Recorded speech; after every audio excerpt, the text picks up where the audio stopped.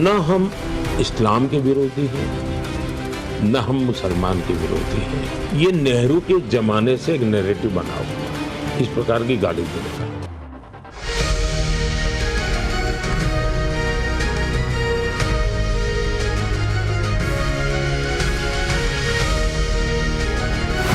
Zero देता हूँ। खाली मैं मुसलमानों की बात नहीं करता, मुसलमानों के लिए नहीं, यहाँ इस देश में उन्होंने क्या किया।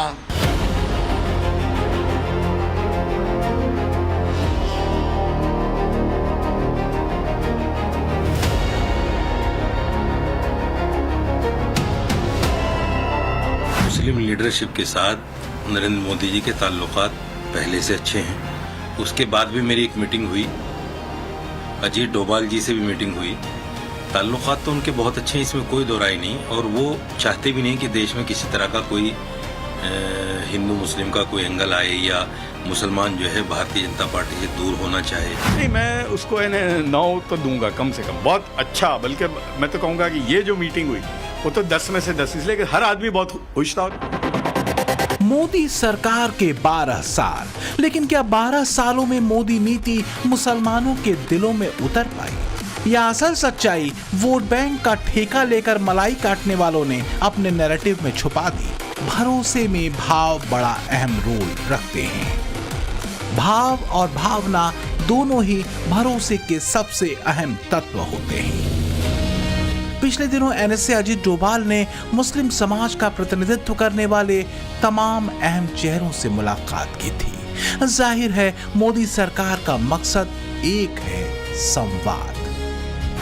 इस संवाद से संदेश दूर तक गया कि मोदी सरकार धर्म के आधार पर भेद नहीं करती। राष्ट्रहित में सभी मिलकर साथ चलेंगे तो आगे बढ़ेंगे। मुसलमानों की चिंताएं क्या हैं और समाधान क्या है, चर्चा इस बात को लेकर भी हुई। तबके के मुस्लिम्स थे, उन्होंने कुछ बातें रखी डोभाल साहब के सामने। उन्होंने कहा कुछ ऐसा हो जाए कि बीच में कोई ऐसा हो कि हमें किसी तरह का हमें अपने बिजनेस करने में या अपने कम्युनिटी के लिए जो भी जितने काम हो उसमें कोई दिक्कत ना आए, इसका भी कोई प्रोविज़न किया जाए। और उनको कुछ ग्रीवांसेस, जैसे पर्टिकुलरली गुजरात से कुछ लोगों ने, बिजनेस कम्युनिटी ने, उन्होंने कुछ अपने प्रॉब्लम्स बताए। तो उनका ये मेरे नॉलेज में नहीं है, I will see to it definitely. संवाद और सफल नतीजों को लेकर वैसे भी पीएम मोदी के लिए एनएसए अजीत डोभाल एक भरोसेमंद चेहरे रहे हैं। तो क्या मुद्दा कहीं विपक्ष और उसके लिए वोट बैंक की लॉबिंग करने वालों के उस नैरेटिव को तोड़ने का भी है, जिसके जरिए मोदी की छवि पर असर डालने की कोशिश होती रही है और मुसलमानों को भड़काया और उकसाया जाता रहा है? ये मुस्लिम लीडरशिप के साथ नरेंद्र मोदी जी के ताल्लुकात पहले से अच्छे हैं। 2014 में हम भी अहमदाबाद गए थे, हमसे भी उन्होंने मुलाकात की थी, बहुत सारी बातें हुई। उसके बाद भी मेरी एक मीटिंग हुई, अजीत डोभाल जी से भी मीटिंग हुई। ताल्लुकात तो उनके बहुत अच्छे हैं, इसमें कोई दो राय नहीं, और वो चाहते भी नहीं कि देश में किसी तरह का कोई हिंदू मुस्लिम का कोई एंगल आए या मुसलमान जो है भारतीय जनता पार्टी से दूर होना चाहे। इस तरह की बातें उनके मन में शायद नहीं है। मुद्दा परसेप्शन का है, पूर्वाग्रहों को तोड़ना भी है। अगर 12 सालों के पीएम मोदी के कार्यकाल को देखें तो विकास योजनाओं से लेकर व्यक्ति आधारित योजनाओं तक में कभी भी मोदी सरकार की तरफ से कोई भेदभाव नहीं किया गया। हालांकि इन 12 सालों में पीएम मोदी ने एक बात हमेशा क्रिस्टल क्लियर रखी, सबका साथ, सबका विकास, सबका विश्वास और तुष्टीकरण नहीं बल्कि संतुष्टीकरण पर जोर। देखिए, हम लोग 16 लोग थे और यानी बड़ी बात जो है, और वो ये बात गई है कम्युनिटी में और पूरी दुनिया में कि भाई पहले तो आपको बुलाता ही कौन था। देखिए, वहाँ जो हम लोग गए तो वो कोई फोटो अपॉर्चुनिटी नहीं थी। नॉर्मली हम भी यही समझे थे जब हम गए पीएम साहब के वहाँ, तो हम भी यही समझे थे कि भाई होता है, बुलाया है और 2-3 फोटो हो जाएंगे और वही होता है, शॉल पिनाई और चले जाओ। वहाँ बाकायदा हमारी 2 घंटा 20 मिनट का वक्त दिया हमको। उन्होंने बातें सुनी, उन्होंने पहले 1 घंटा 40 मिनट हमारी बातें सुनी सबकी, और हमने मुसलमानों के रिलेटेड जितनी चीज़ें थीं वो सारी खुल के बयान की। उन्होंने सुनी उसको और उसके बाद 40 मिनट उन्होंने कहा। और बहुत सारे लोगों को प्रॉब्लम ये हो गया कि ये कौन है, एक बड़ा आगे भाई। तो एक्चुअली मैं आपको बताऊं कि जितने लोग थे, हर एक वो था कि जिसका कम्युनिटी से जबरदस्त ताल्लुक है। असल मुद्दा है संवाद। पीएम मोदी हमेशा से ही संवाद के पक्षधर रहे हैं, उस पर जोर देते रहे हैं।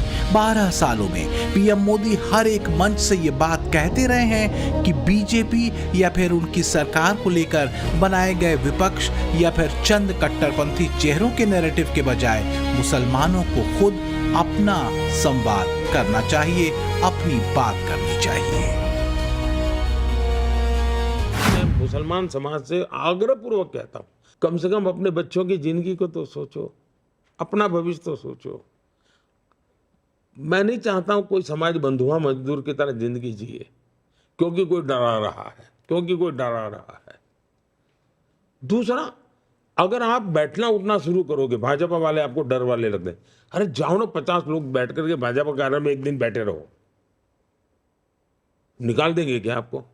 आप देखिए क्या चल रहा है, कौन निकाल देगा आपको? कब्जा करो ना जाके बीजेपी कार्यालय का, कौन रोकता है आपको?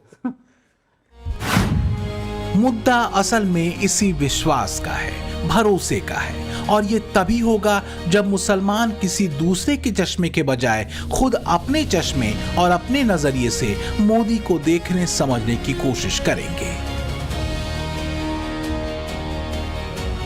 क्या ये सच नहीं है कि बीते 12 वर्षों में जो भी योजनाएं देश के नागरिकों के लिए पीएम मोदी ने बनाई, उन योजनाओं को लागू करने में कोई भेद धर्म के आधार पर नहीं किया गया।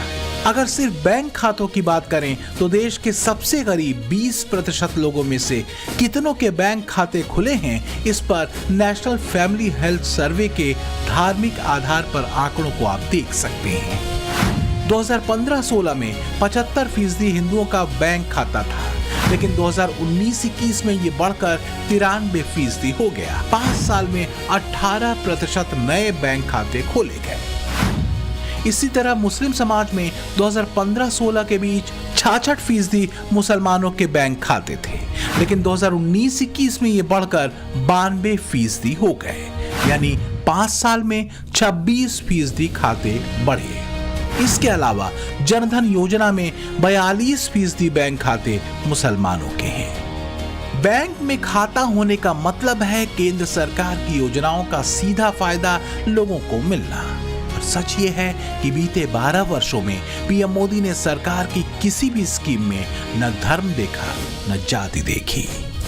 नरेंद्र मोदी ने गरीबों के लिए 2 करोड़ 31 लाख घर बनवाए, इसमें 31% घर अल्पसंख्यकों के। मोदी सरकार ने किसानों के खातों में डायरेक्ट जो पैसा भेजा, उनमें 33% लाभार्थी अल्पसंख्यक हैं। प्रधानमंत्री उज्ज्वला योजना में 37% लाभार्थी अल्पसंख्यक हैं। प्रधानमंत्री मुद्रा योजना में 36% लाभार्थी अल्पसंख्यक हैं।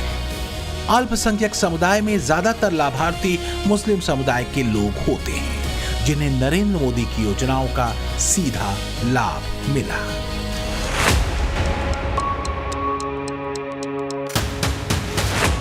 अल्लाह भारत के मुसलमानों की हिफाजत फरमा। बोल दो कि इस देश में कानून नहीं है, कि तुमसे बड़ा कोई जालिम नहीं था जिसने आइन की धज्जियों को उड़ा दिया। तुम गुमनामियों के वादियों में गुम हो जाओगे, याद रखो। मैं एक ही बात कह रहा हूं, अपनी हिम्मतों को बुलंद रखिए, डरने और घबराने की जरूरत नहीं है। मैं मुसलमान जो है ना, वो जो टीवी पे दिखते हैं उनको मैं नहीं गिनता, क्योंकि टीवी पे वो एक टिपिकल एक कैरिकेचर हो गया है कि एक किस्म की टोपी हो, दाढ़ी हो और एक लिबास हो। तो ये एक्चुअली कोई धर्मगुरु नहीं है।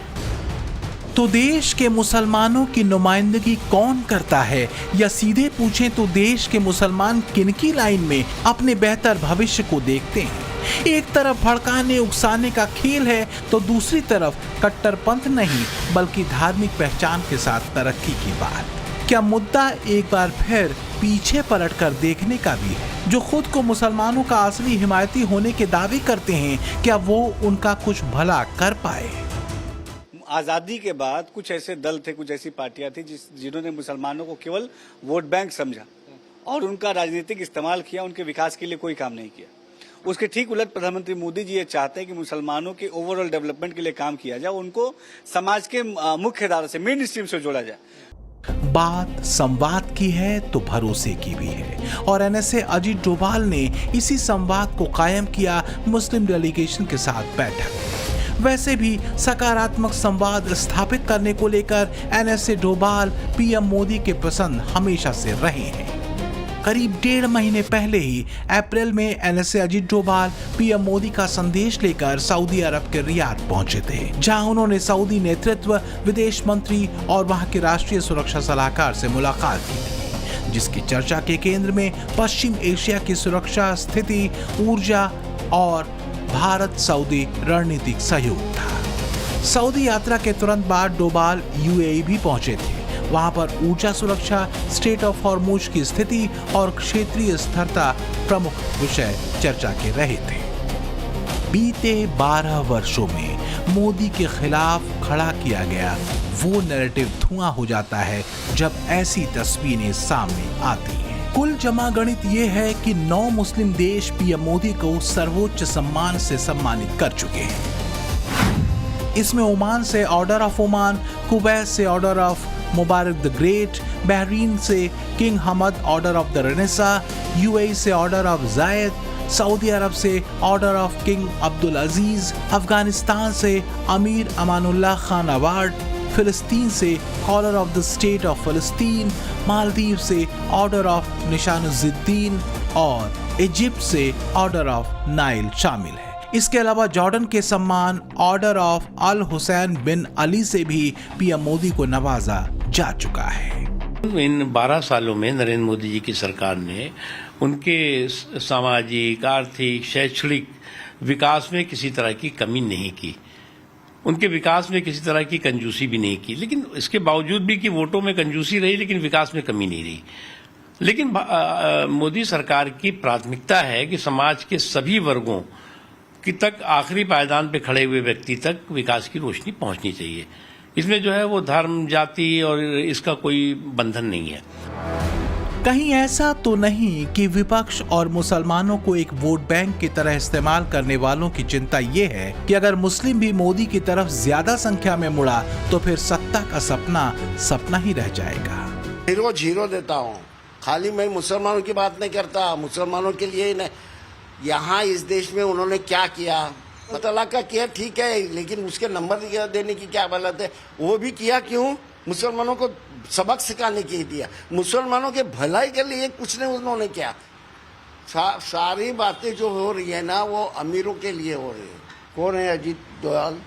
उसका क्या संबंध है? He is a bureaucrat. उसको जाके मुसलमान क्यों उसकी चमचीगिरी करते हैं? क्या जरूरत है? Why not Prime Minister talks with Muslim leadership? सच ये है कि सांस्कृतिक राष्ट्रवाद के जिस सूत्र पर मोदी ने देश की राजनीति को कसा है, वो सूत्र सबके लिए है। पिछले 12 वर्ष जो है यशस्वी प्रधानमंत्री नरेंद्र मोदी साहब के नेतृत्व में एक विकसित भारत की ठोस आधारशिला के वर्ष सिद्ध हुए हैं।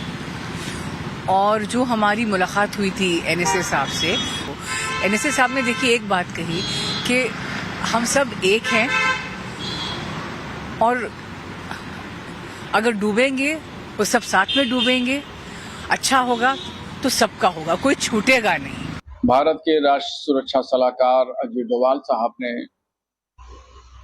जो मुस्लिम लीडरशिप से बात की,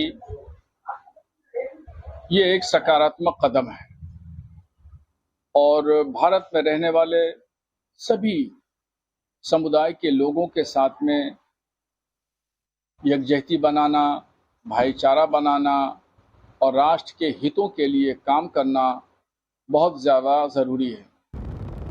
भरोसा बनते बनते बन ही जाता है, लेकिन भरोसे के लिए जो सबसे अहम है वो है पूर्वाग्रहों से आगे निकलकर सार्थक संवाद। बीते 12 वर्षों में मोदी का यही सूत्र सबसे असरदार रहा है। लेकिन क्या वोट बैंक वाले ब्रैकेट से बाहर आकर देश का एक अहम वर्ग मोदी के साथ चलने को तैयार है? ब्यूरो रिपोर्ट, टाइम्स नाउ, नव भारत।